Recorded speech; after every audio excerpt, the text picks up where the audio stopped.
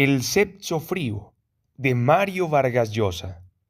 Dice la leyenda que, en su noche de bodas, el joven Víctor Hugo hizo el amor 8 veces a su esposa, la casta Adele Faucher, y que, a consecuencia de aquella plusmarca establecida por el fogoso autor de Los Miserables, quien, según confesión propia, había llegado virgen a esa noche nupcial, Adele quedó vacunada para siempre contra ese género de actividades.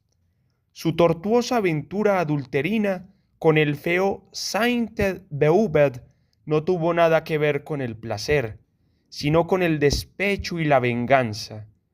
El sabio Jean Rostand se reía de aquel récord huguescot comparándolo con las proezas que en el dominio del fornicidio realizan otros especímenes, que son, por ejemplo, las 8 efusiones consecutivas del bate romántico comparadas con los 40 días y 40 noches en que el sapo copula a la sapa sin darse un solo instante de respiro.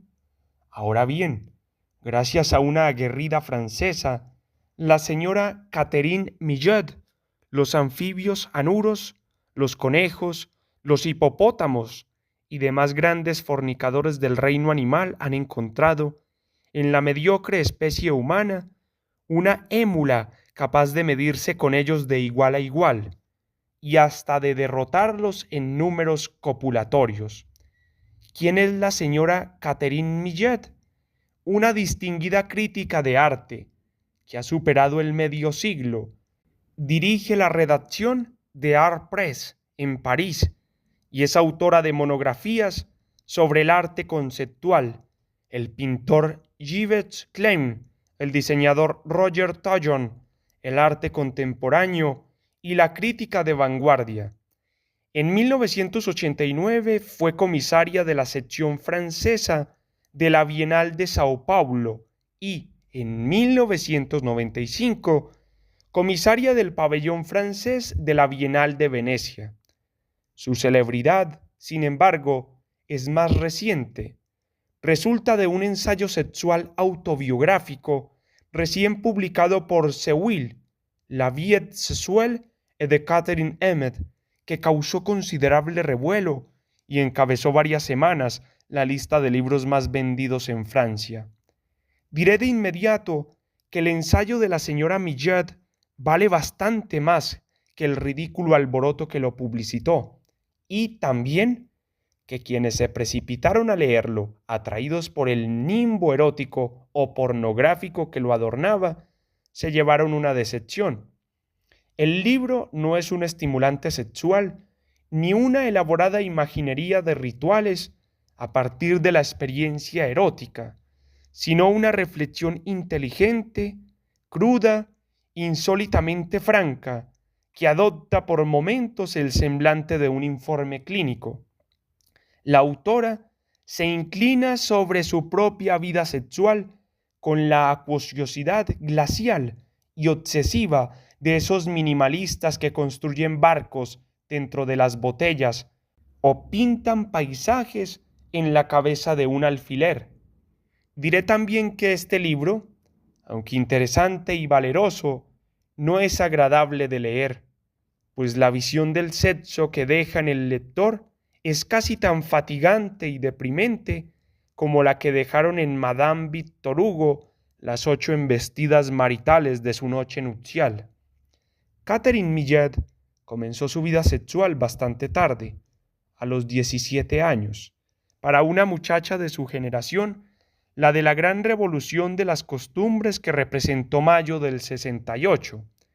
Pero, de inmediato, comenzó a recuperar el tiempo perdido, haciendo el amor a diestra y siniestra, y por todos los lugares posibles de su cuerpo, a un ritmo enloquecedor, hasta alcanzar unas cifras que, calculo, deben haber superado con creces aquel millar de mujeres que, en su autobiografía, se jactaba de haberse llevado a la cama el incontinente polígrafo belga Georges Simenon.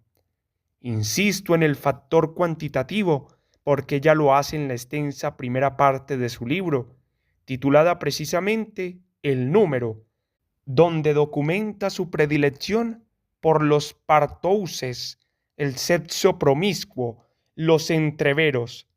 En los 60 y 80, antes de que la libertad sexual fuera perdiendo ímpetu y, manes del SIDA, dejara de estar de moda en toda Europa, la señora Millet, que se describe como una mujer tímida, disciplinada, más bien dócil, que en las relaciones sexuales ha encontrado una forma de comunicación con sus congéneres que no se le da fácilmente en otros órdenes de la vida, hizo el amor en clubs privados, en el Bois de Boulogne, a orillas de las carreteras, zaguanes de edificios, bancas públicas, además de casas particulares y, alguna vez, en la parte trasera de una camioneta en la que, con ayuda de su amigo Eric, que organizaba la cola, despachó en unas cuantas horas a decenas de solicitantes. Digo solicitantes porque no sé cómo llamar a estos fugaces y anónimos compañeros de aventura de la autora.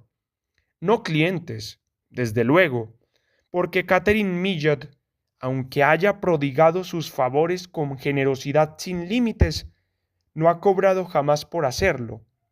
El sexo en ella ha sido siempre afición, deporte, rutina, placer, jamás profesión o negocio. Pese al desenfreno con que lo ha practicado, dice que nunca fue víctima de brutalidades, ni se sintió en peligro. Incluso en situaciones colindantes con la violencia, le bastó una simple reacción negativa para que el entorno respetara su decisión. Ha tenido amantes y ahora tiene un marido, un escritor y fotógrafo, que ha publicado un álbum de desnudos de su esposa. Pero un amante es alguien con quien se supone existe una relación un tanto estable, en tanto que la mayoría de compañeros de sexo de Catherine Millet aparecen como siluetas de paso, tomadas y abandonadas al desgaire, casi sin que mediara un diálogo entre ellos. Individuos sin nombre, sin cara, sin historia, los hombres que desfilan por este libro son, como aquellas vulvas furtivas de los libros libertinos, nada más que unas vergas transeúntes. Hasta ahora, en la literatura confesional, sólo los varones hacían así el amor, por secuencias ciegas y al bulto, sin preocuparse siquiera de saber con quién. Este libro muestra, es quizá lo verdaderamente escandaloso que hay en él, que se equivocaban quienes creían que el sexo en cadena, mudado en estricta gimnasia carnal, disociado por completo del sentimiento y la emoción, era privativo de los pantalones. Conviene precisar que Catherine Millet no hace en estas páginas el menor alarde de feminista, no exhibe su riquísima experiencia en materia sexual como una bandera reivindicatoria o una acusación contra los prejuicios y discriminaciones que padecen las mujeres todavía en el ámbito sexual. Su testimonio está desprovisto de arengas y no aparece en él la menor pretensión de querer ilustrar con lo que cuenta alguna verdad general, ética, política o social. Por el contrario, su individualismo es extremado y muy visible en su purito de no querer sacar de su experiencia conclusiones para todo el mundo, sin duda porque no cree que ellas existan. ¿Por qué ha hecho pública, entonces, mediante una autopsia sexual sin precedentes, esa intimidad que la inmensa mayoría de hembras y varones esconde bajo 4 llaves? Parecería que para ver si así se entiende mejor, si llega a tener la perspectiva suficiente para convertir en conocimiento, en ideas claras y coherentes, ese pozo oscuro de iniciativas, arrebatos, audacias, excesos y también confusión que, pese a la libertad con que lo ha asumido, es para ella todavía el sexo.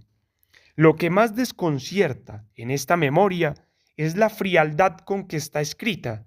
La prosa es eficiente, empeñada en ser lúcida, a menudo abstracta, pero la frialdad no solo impregna la expresión y el raciocinio, es también la materia, el sexo, lo que despide un aliento helado, congelador y en muchas páginas deprimente. La señora Millet nos asegura que muchos de sus asociados la satisfacen, la ayudan a materializar sus fantasmas, que pasó buenos ratos con ellos, pero ¿de veras la colman? ¿La hacen gozar?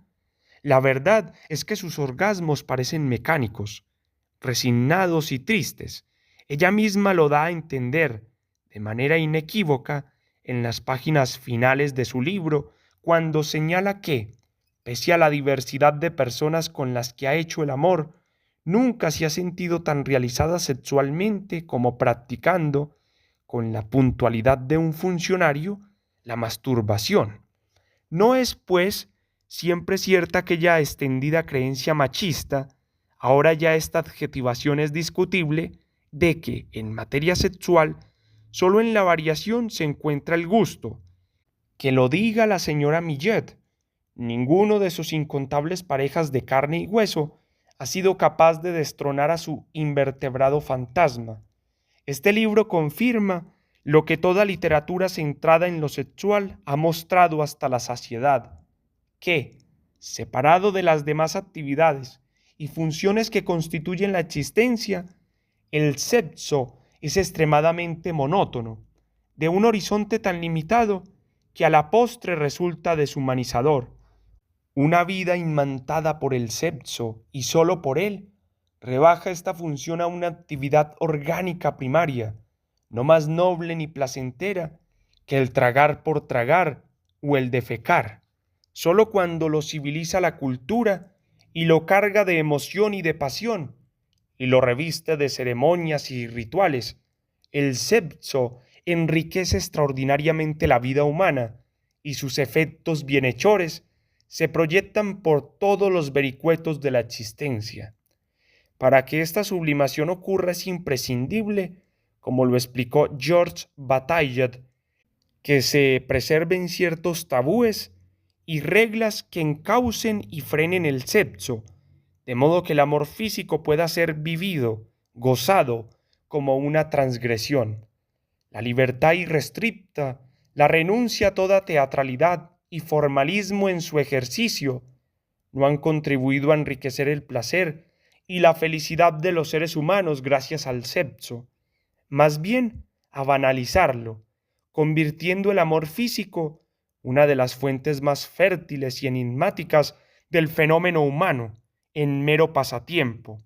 Por lo demás, conviene no olvidar que esa libertad sexual que se despliega con tanta elocuencia en el ensayo de Catherine Millet es todavía privilegio de pequeñas minorías.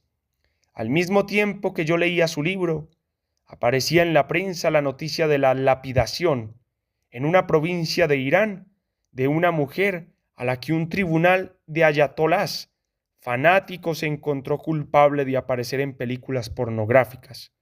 Aclaremos que pornografía es una teocracia fundamentalista islámica.